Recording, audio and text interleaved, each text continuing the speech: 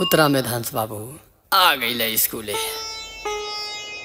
अरे स्कूल में तो ताला लगल बा, समय तो हो गईल बा। अरे काका, ई स्कूल में ताला काहे लगल बा? अरे ए बचवा, तोहके ना पता बका?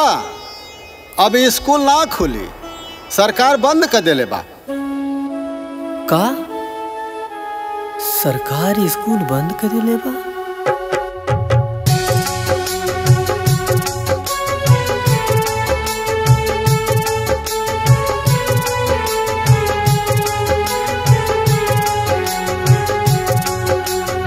अब कैसे बबुआ के पढ़ाई बंद भइल पाठशाला।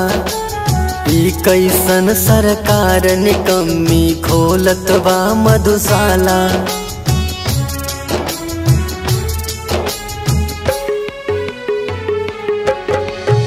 अब कैसे बबुआ के पढ़ाई बंद भइल पाठशाला। ई कैसन सरकार निकम्मी खोलत बा मधुशाला। दिन पर दिन बिगड़ल जाता हालत उत्तर प्रदेश के। दिन पर दिन बिगड़ल जाता हालत उत्तर प्रदेश के। यही से अब ये हो धनिया जरूरत हो अखिलेश के। यही से अब ये हो धनिया जरूरत हो अखिलेश के।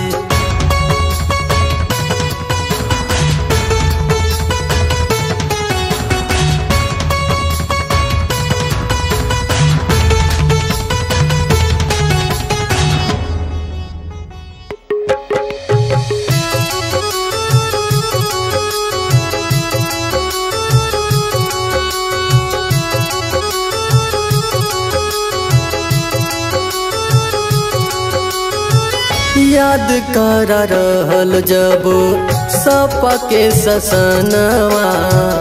मिलल लैपटॉप रहे कन्या विद्याधनवा।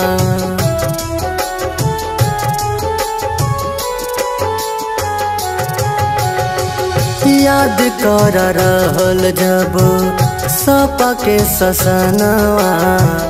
मिलल लैपटॉप रहे कन्या विद्याधनवा। लिया हवै के बाड़े हुए फिर समाजवादी परिवेश के। लिया हवै के बाड़े हुए फिर समाजवादी परिवेश के। यही से अब ये हो धनिया जरूरत हो अखिलेश के। यही से अब ये हो धनिया जरूरत हो अखिलेश के।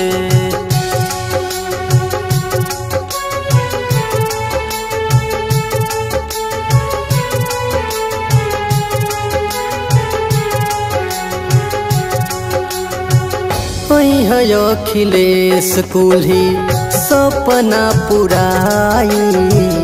एहो धान फिर पाठ साला खुल जाई।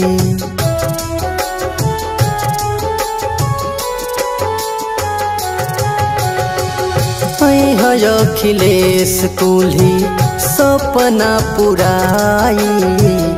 एहो धान फिर पाठ साला खुल जाई।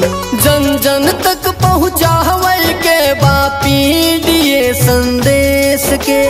जन जन तक पहुँचावे के बा पीडीए संदेश के।